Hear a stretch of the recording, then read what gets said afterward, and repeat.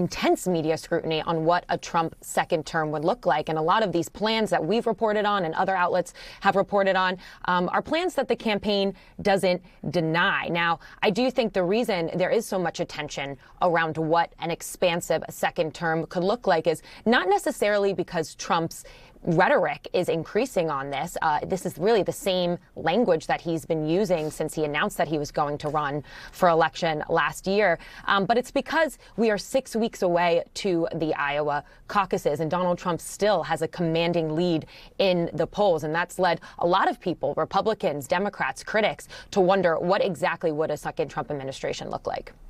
Elena, good to see you. Thank you.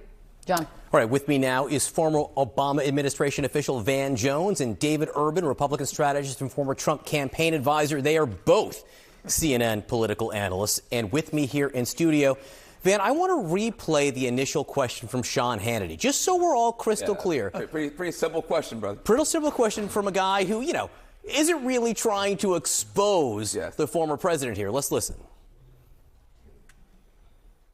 Do you in any way have any plans whatsoever, if reelected president, to abuse power, to break the law, to use the government to go after people? Do you have any plans to abuse power, break the law, or go after people? And here's the thing, Van. We timed it. He didn't answer that question for 5 minutes. For 5 minutes, he obfuscated, didn't give a yes or a no. For 5 minutes, and when he finally did answer, the answer was dictator on day one.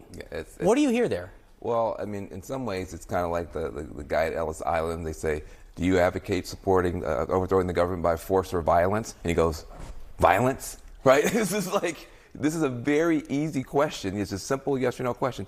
And there was an opportunity to set the record straight, to tell people, I do not plan to do this. I plan to follow the law.